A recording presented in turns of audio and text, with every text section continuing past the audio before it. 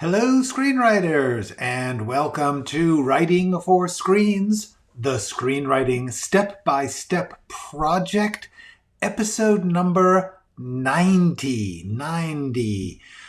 My name is Glenn Gers. I am here every Monday through Friday, if I can make it, at 3 p.m. Pacific Standard Time.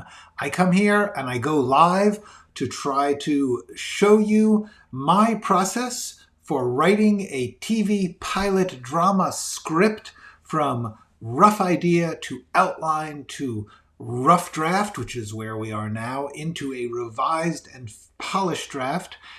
I'm letting you look over my shoulder as I actually write it every day, share my screen, give you some idea of the process that I use because I hope it might be helpful to you. It is not the best way to do it. It's not the only way to do it. It's just the way that I've worked out by myself, for myself over the past 25 years as a professional TV and movie writer, and I thought nobody seems to be teaching this part of the writing process. Nobody teaches the day-to-day figuring out how to construct scenes and make characters work and write dialogue. So I just thought, let's show you how it goes here. Look, people are here. Hello, Ellen. Hello, Natasha. Hello, Matthew. Okay, great to have everybody here. We are working on a long, complicated dialogue scene. So let's just get right to it. Let's get right into it because that's the fun. That's the game. That's the name of the game here. All right. So this is my outline for those of you who are just tuning in for the first time. And what I do is as I go through the script, as I begin to write the rough draft, I take the stuff out of the outline that I've actually accomplished. So the outline is kind of like a workspace. It's also a place where I can sort of make a checklist of where am I now. So we have not done this. We have done this, but we have not done that. So this we have done. So I'm going to move it up here. There we go. So this is the this is the stuff we have done, and this is the stuff we have yet to do. We have done this. So let's take that.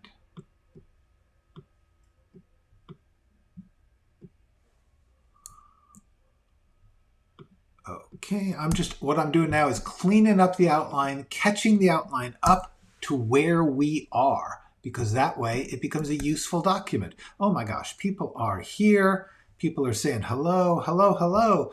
Hola, Lisa SS. Hello, Jonathan. Greetings to you. Maria's here. Boy, everybody made it. Kirby's here. Haven't seen you in a while. It is great to see everybody. I am just explaining to those of you who are not here live to the future. I am talking to the future, to people who are watching this as a recorded document in the future. Just catching you up in case you've never seen this before. What I'm doing now is I'm going through the outline and moving anything that I've completed above this line so that I look at this line as the, okay, this is what we have not done yet. And he has said he thinks she's different, so we can get that, which gets us to this. And this is important. We are not going to do too much of this. We're just I'm going to summarize this down. And we're now coming, when we get to the stuff that's pink like this, that means I've written something down that I haven't solved yet. I don't know how I'm going to do this part. And so that's what we're going to be facing today. This is important.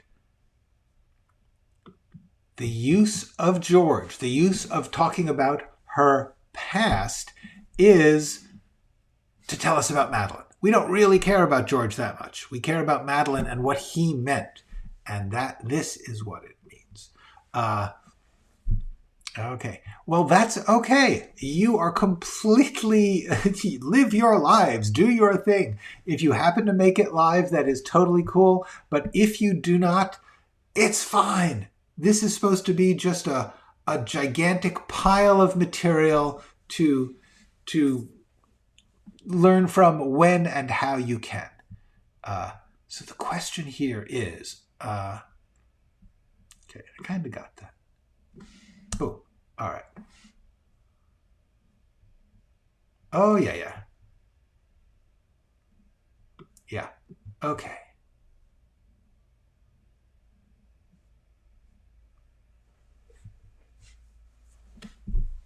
So I'm going, sorry, I was reading. I was catching up. I'm going to open the document here. Uh, so, so this is what we've got so far. Ordinarily, ordinarily, I think more about the script. I have to tell you something. The way I'm writing this for you guys is a little unusual because usually I would spend much more time. I would have my head in the script more, and I would be going over parts of it that I'm about. Like if I'm working on this scene, I would probably reread this scene. I don't want to make you watch me read too much. So I'm just sort of like, I know that later I will reread the whole thing and I'll be like, oh, there, that doesn't make sense, or oh, that needs a connection. What I remember from yesterday is that we got Norman to confess all about his disastrous relationships.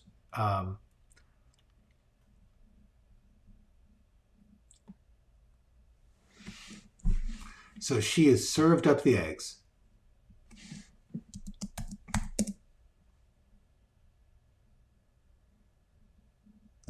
As Norman lifts a fork of the breakfast toward his lips, stop.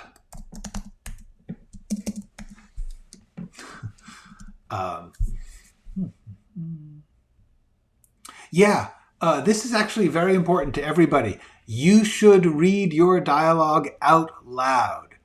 You're not acting it, it doesn't matter, but you should remember dialogue is written to be spoken. And one of the things that happens when you read it out loud is sometimes you'll run into things where they're just hard to say, where your mouth is like, blah, blah, blah, blah, blah, blah. I cannot say that order of words. It may look nice on the page, but it doesn't work coming out of your mouth because of the shapes of sounds, your mouth. So therefore, I would say, if nothing else, you want to do that. Also, because you get a sense of the length of your sentence. Is it speakable without a breath? Things like that. It's just good to sort of like get into the mindset of dialogue, of people talking when you're writing dialogue. So,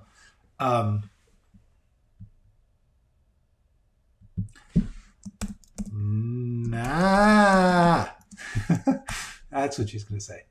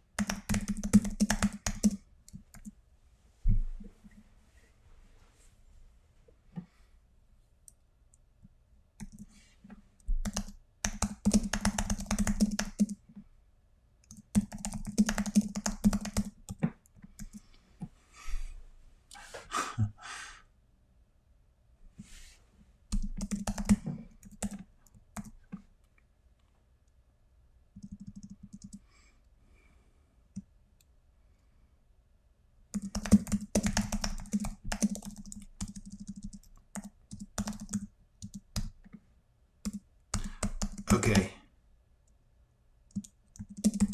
Maybe. What I want to say is that he's like, okay, maybe you are crazy. Maybe crazy. Maybe crazy.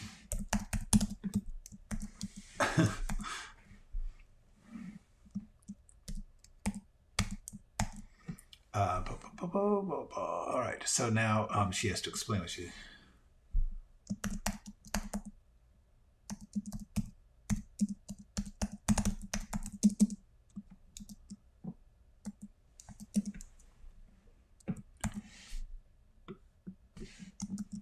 That's very passive. George was poisoned. So he put the poison in George's food. The killer. The serial killer.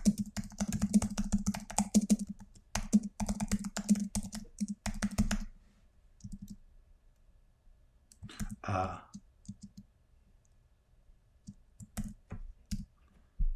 was cooking George's food. That was George's food.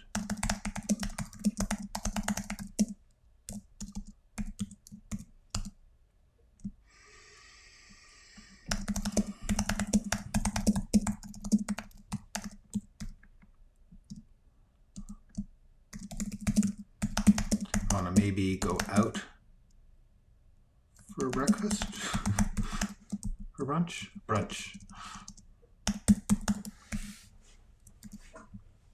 And that is the scene, as they say. Scene.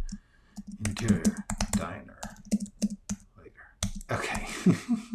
All right. Good. So that's a thing. That's a thing that happened. All right. Let me quickly check some questions here. Marina. How would you format when three people are talking to each other? Say one is a doctor, and then you cut over to the doctor finishing a medical exam, but it's still the same scene. I'm confused. Okay, if three people are talking to each other, they're just talking to each other. You just write the dialogue. But then if you cut over to the doctor finishing the medical exam, but it's still the same scene, it's not really the same scene. Could you use an intercut transition? No, it would not be an intercut. An intercut is when you have two people at different places at the same time. So you are intercutting between two locations. That's the only time you use intercut. What you're talking about is essentially a time break in a scene. So for instance, actually, I think we've got one of those up here. Hold on.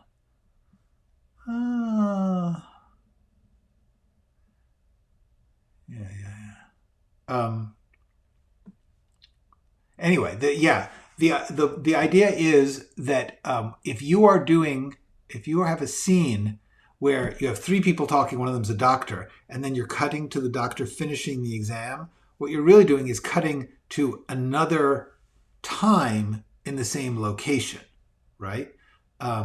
So you could say cut to, but why? I hate cut to. People do this. They do cut to, and I'll show you why it's a waste of time. Okay. Transition, cut to. Okay, so, for instance, here's the thing. This cut to line, why do you need it? You're taking up 2, I think even 3 lines of your script to say cut to, when just doing this, if you are leaving this scene, even without a last description, and you're just going to diner later, they are eating, you cut. They had to cut. There's no other way to get there. You know, they're not going to do a I don't know. They're going to cut. So you don't need to say cut to, because it's not your problem. It's not your business. It's implied by the fact that you are changing scenes. What you do get is extra lines to write in your script. If you keep writing cut to, then all you're going to do is take up, by the time you're done, maybe a page, a full page out of your script that's just cut tos, where you're just using up space for a thing that's already there. The reason that people do cut to is because of William Goldman. William Goldman wrote the screenplay for Butch Cassidy and the Sundance Kid. It is an amazing, phenomenal script. It is one of the best scripts in the world. However, he, at the time, was a novelist and a playwright, and he did not know how to write screenplays. So he was trying to make up a language that would express the dynamic of cutting. And he didn't know that you could just describe stuff. And so he was like, cut to this, cut to that, as a way of saying like, boom, boom, boom. And it serves that purpose, but it's just hype. It's only hype. And it's when you're get good at writing scripts, the one thing that you want is more space. Because honestly, you run out of space so fast in a script. It is so hard to get everything you want into the 90 to 120 pages. To waste a page or two on cut to is like mind-blowing. So I think the thing that you're talking about is that you're not leaving the scene, right? You are in the same place in a similar time, but there has been a break-in time. So the way you would do that is you would say, interior, doctor's office, soon after. That's it. That's all you have to do. And this scene above would be interior doctor's office, afternoon. So, and then you just say, the doctor is completing his exam of the space captain. So that tells you that you've stayed in the same place, but you have changed time. A slug line is a scene break in which you are defining a break either in place, doctor's office, or time, soon after. Those are the only things in a slug line, place and time. So therefore, use it. Use it for that purpose. You do not need any further fanciness. You want people, I believe you do not want people to be paying any attention to any of these all caps things. You want them to be here in the scene, in the moment. You want them to be focused on the action and the characters, not on the mechanics of the script. So it is my opinion, and this is just my opinion, it's not a rule. I'm just saying from my vantage place as having done this for a while, you don't want to, A, make people spend their time thinking about the mechanics, and B, you want them to forget that they're reading a script and imagine it's happening. Okay. Fade in, fade out. The only time you use fade in and fade out is a specific editing choice. The odds are you are not going to control that choice. The director and the editor are going to decide if it's a fade in or a fade out. They may fade in, they may not. The reason that you put fade in and fade out is to suggest an ending, or a beginning, that a whole new section or time or mood is ending or beginning. That's what a fade out or a fade in is. It's to say, all right, everything that happened before, take a break, we're starting a new thing. That's why you fade in or out. So, yeah. If possible, the last fade out or the first fade in. But honestly, I would not waste time with fade ins or fade. And you might do a fade out at the end, but maybe. Fade in, don't start that way. It's not your choice. You start with what's happening. They'll figure out whether they want to cut in or fade in or do whatever.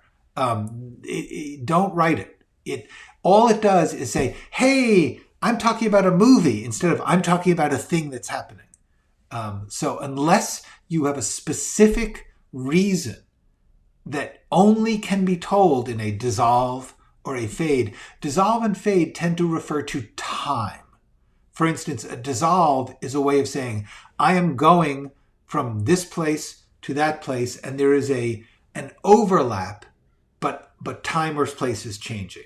But generally, honestly, you need a really great reason to put in one of those transitions.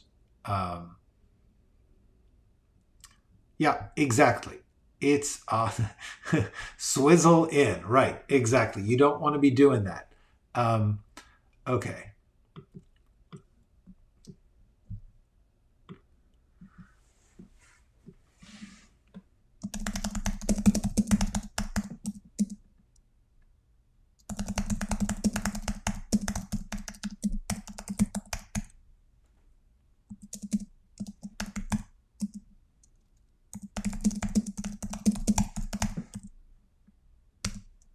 All right.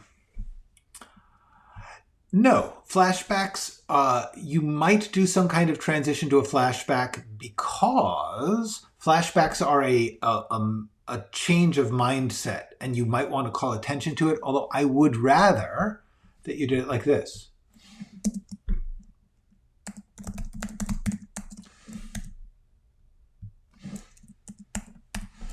There.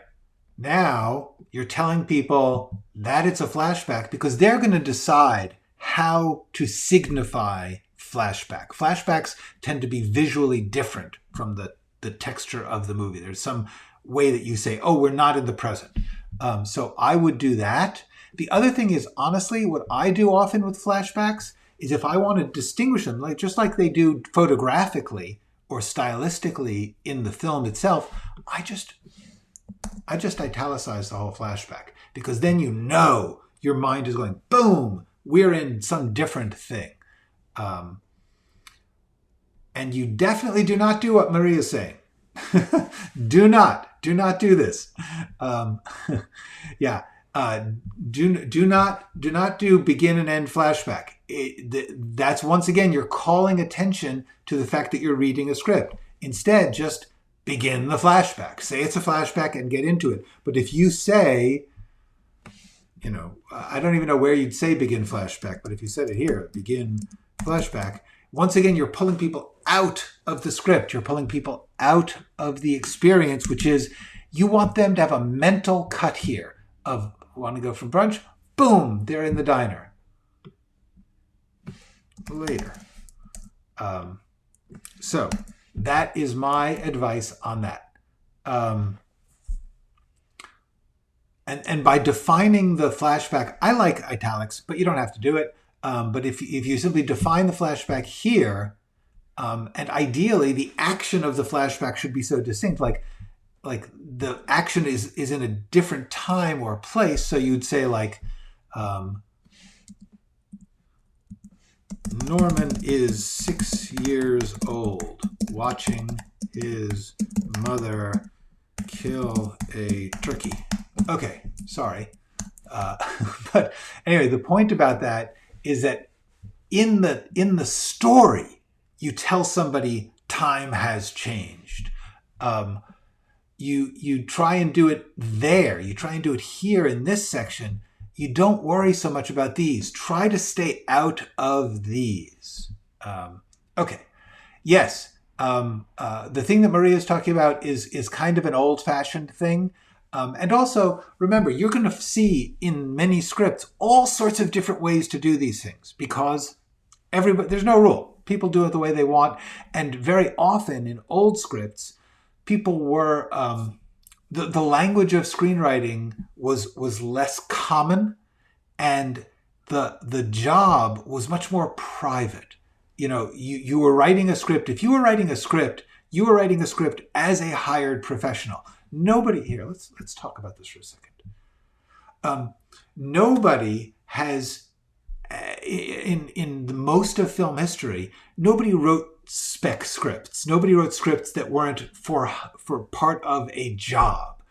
For most of Hollywood history, if you were writing a screenplay, it was because you had already been hired by a movie company to work in their screenplay department because it was a factory, and you got hired as a employee, and you went down and you used your time card and you punched in and you sat in your office and you wrote screenplays. So you were part of the factory, and they had a format that was helpful to the factory. So there are all these things that got invented in screenplay format for the factory, for the production.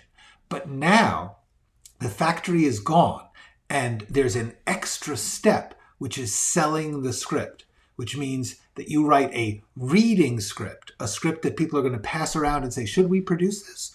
And then if it ends up getting paid for, you write the production version where you put in all these clunky, awful mechanical things like fade out or whatever the director wants you to write, or the producer says, we need to do this. But you do not want to do that. It's no longer what a unhired script writer should be doing. You should be writing the most fictional, imaginative, flowing, readable script you can. Do not worry about the mechanics of production. Even though you may see scripts that are full of that, that's because they were written under those circumstances. You're not writing under those circumstances. Don't write that. Write for the read when you are an unhired professional. When you're not working for money for a company. Sorry. Yes, Screenwriter's Bible is useful, but it's old. Okay. The slug line, well, you would do it just in the time spot. Here you go. Hold on. Let me talk about this. Okay. So a slug line, a scene line as it is called in Final Draft, but one of these things, one of these interior all cap spaced out things, that's called a slug line in the slang of movie production.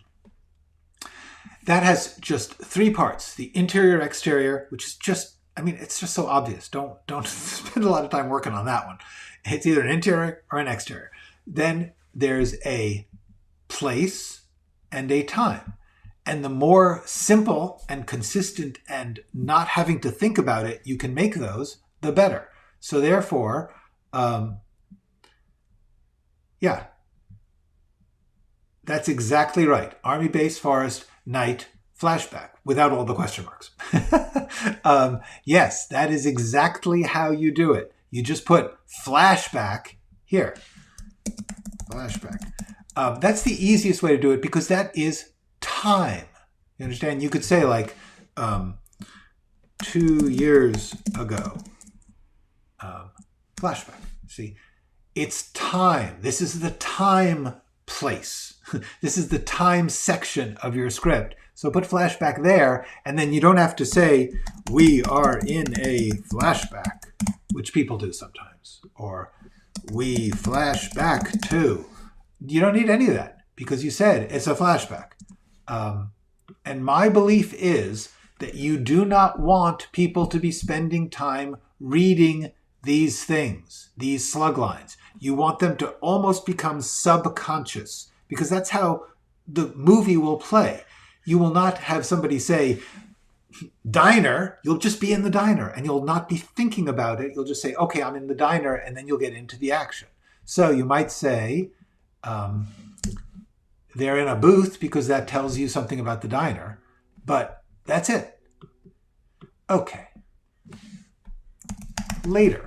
There we go. I'm giving you space, and I'm making you less cluttered. Okay. What if the characters are going indoors during the scene? Well, that's interesting.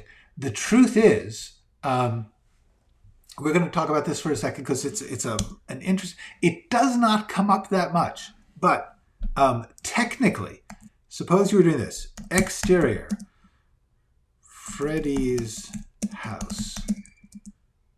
Night. They are walking arm in arm. Now, they're going to go inside, right? So, Freddy unlocks the door. And then, interior, Freddy's house. Continuous. Freddy switches on the lights, and Marge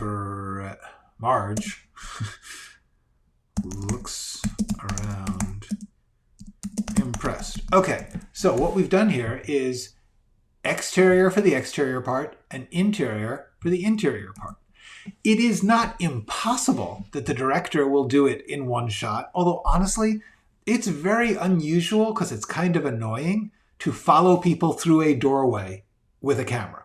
It's just not a great look unless you're trying to heighten the suspense. And if you were doing that and you really, really wanted it to be like, this is, okay, then you would do this. Exterior / interior.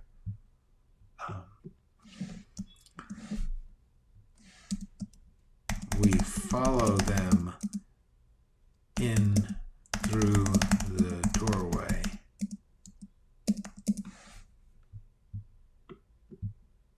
Okay, so now you could do this. I wouldn't, and if I did, I would try and heighten the fact that like because when you're giving camera directions, just try not to do that. Try not to do that. But if you have to, make it clear that you're dramatizing with the camera, that you have some tense reason or some fluid reason. Like swirling with romance, something like that. Something that there's a reason for you to bother talking about how we're filming it, because nobody should be reading about that. You're writing a script where you're describing what's happening to the people, and you want to keep people's minds on that. Okay, so yeah, the interior exterior can be used, like I said.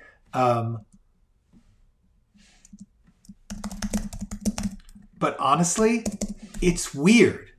Any professional is going to look at it and say, well, why are they doing that? You don't need to overthink these things. Really, just when it's exterior, you make it exterior. When it's interior, you're cutting to the interior because that's what you're going to do. You're going to do interior, Freddy's house. That's really how you're going to do it. 9 times out of 10, this is how they're going to work. They're going to do it like this. Interior exterior is only if there's a very specific staging situation. For instance, interior exterior because Freddy's inside and Marge is out the window talking to him. Something like that. But otherwise, don't get. Oops, sorry, I clicked on that by accident. Yeah, there has to be a good reason, a strong, not good like I really feel this, and not good like I can just picture it. Every time you write camera directions, you are interrupting the story. You are interrupting the reality of the moment. Yes, but be careful. It had better be really relevant. If you are describing a credit sequence, that you are not directing the movie, and unless the credit sequence has the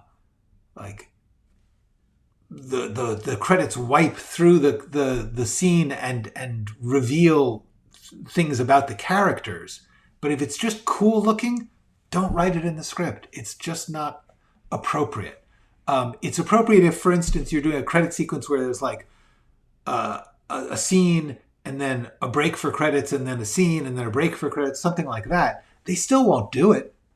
You don't want to get you're wasting page space and you're wasting emotional focus when you over describe technical things. Okay, let's get rid of Freddy. Freddy has appeared in this script now. We need to get rid of him. Okay. All right.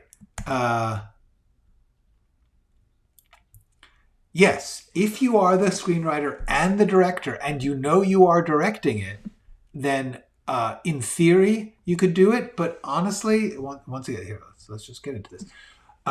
Once again, remember that there is a step between writing and production, which is the reading, deciding, the sorting hat.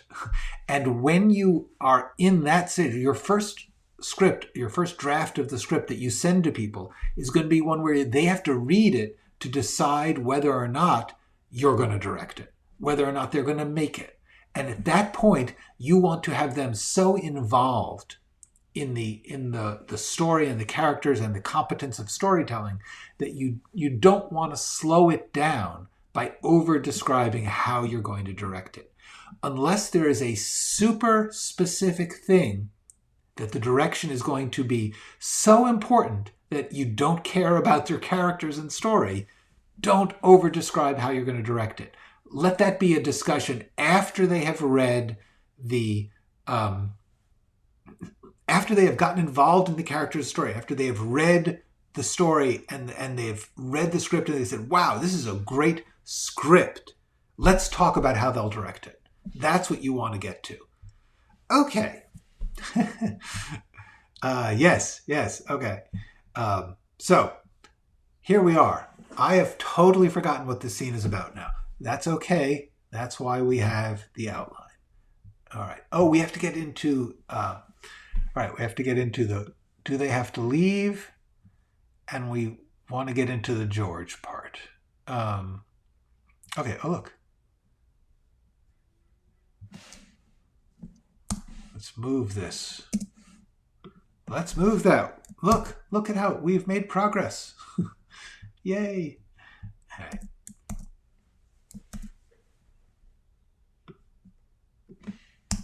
All right. So now, George. How do we get to George? This is what I really want to get into. Okay. George. Do we want much George here? Maybe George comes in someplace else. George. See? Why does this come up? That's a good question. It doesn't seem... But the fact that George was murdered gets us to this. So that's not bad.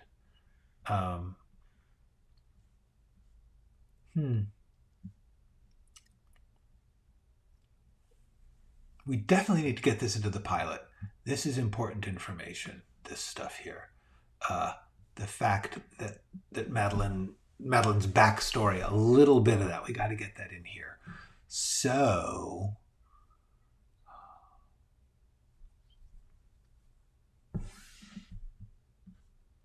But it sort of feels like we were there. We were right there here when we were in this.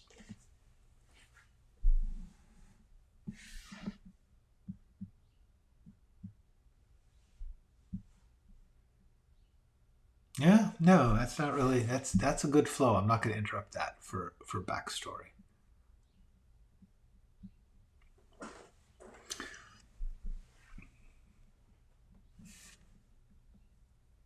You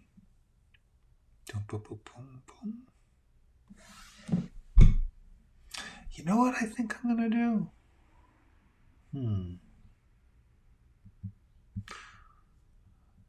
This is more important. This is at the end. This has got to be at the end. All right.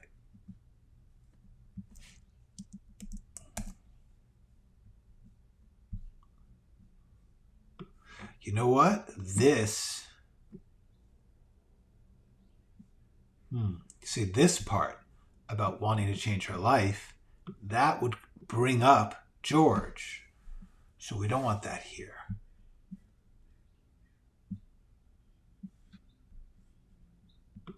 So we're going to move this up.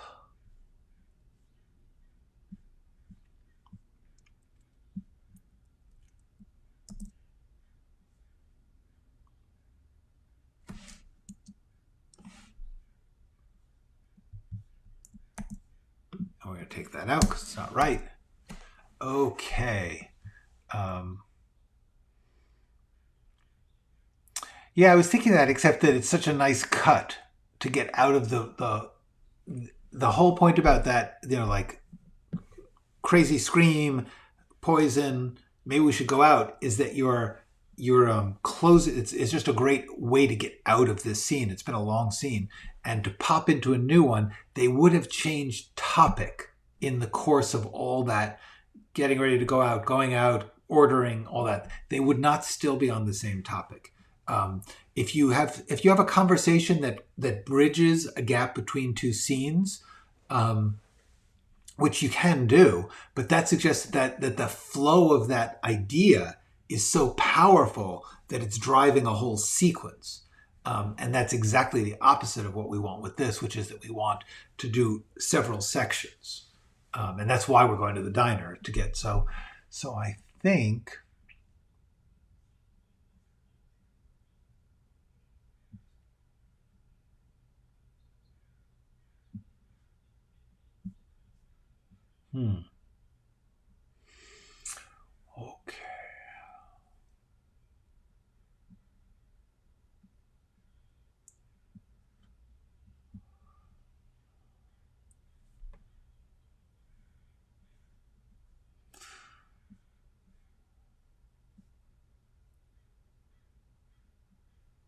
Okay.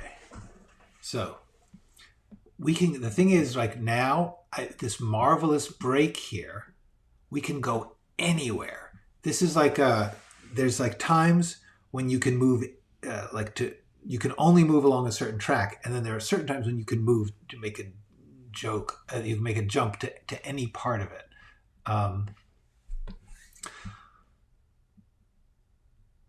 Yeah, that's, I was thinking about that.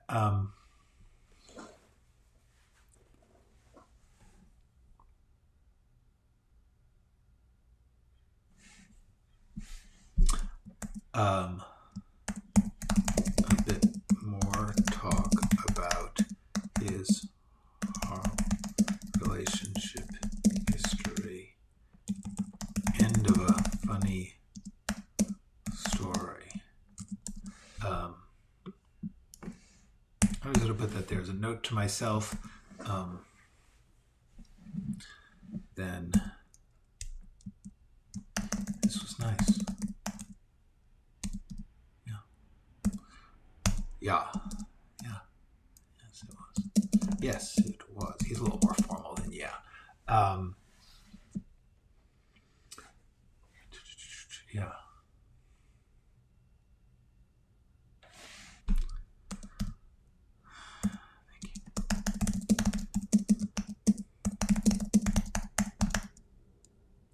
Forgot.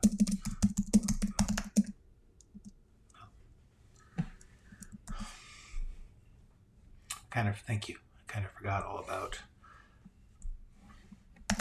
serial killer part. The serial killer part. The serial murder part of the serial killer part of our time together. It's actually, this is one all about the. I kind of forgot about all about the serial killer part of our time together. That's not speakable. Serial killer part of our time together is not a good line. That is not how we're going to say that. That's why you say things out loud.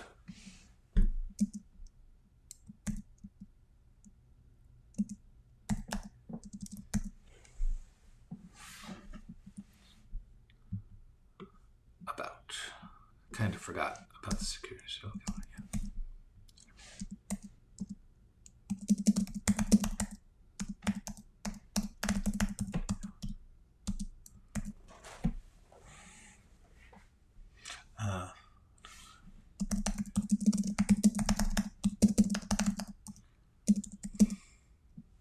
Good morning.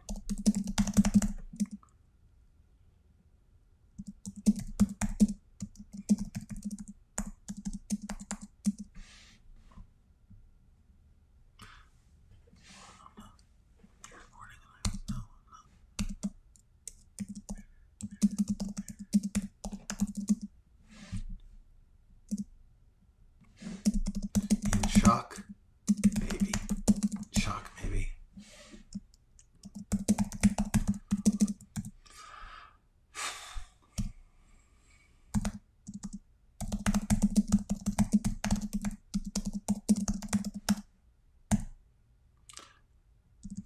Pennsylvania.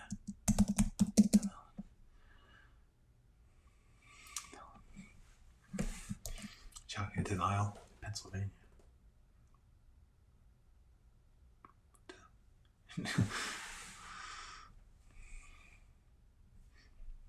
I'm putting myself into their minds. So I was sort of acting out the scene. Like she's like looking around, like, how the fuck did I get here? How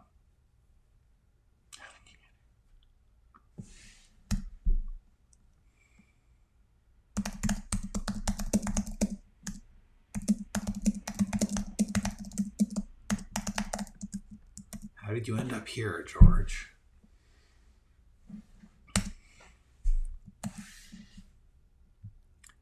Yeah, sure. You can do it like that, or you like this is if it's between lines with one person speaking, which I do sometimes to suggest a shift in thinking, or you can do it like this.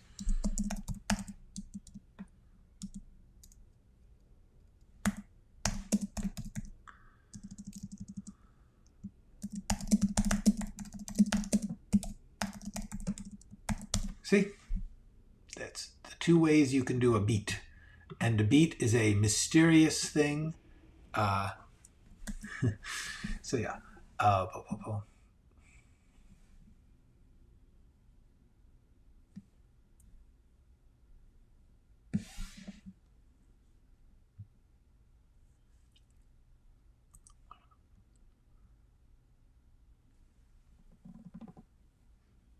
right, let's see. So I have gotten us to George.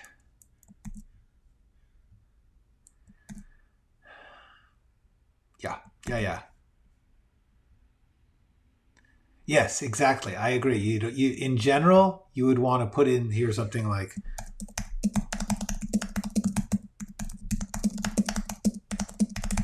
that, which serves the same purpose. Is that it gives you a beat, but it also expresses behavior in some way and makes a better flow. That's and we've been going for 50 minutes, so I should probably stop now. I don't like these the recorded version of this to run too long. It's just intimidating. You see something, it's like over an hour. It's like, stop. I can't take that. Although I know some people like it, like they'll just like have something. Apparently a lot of people have things running while they're writing, which to me would be incredibly annoying. But everybody has their own way. Everybody has their own system. Okay, all right. Oh, we have a thumbs down. I wonder what got the thumbs down. I apologize for whatever that was. All right. This has been great. You guys have been a blast. We have made progress. I now know where we're going in the next part of the scene. We got to George, so we know what this is about. Okay. Well done, everybody. We got deep into detail about formatting, and we got some writing done. How cool! Yay! That's good. This is all good. So yeah, I'll see you tomorrow. Okay, go write something.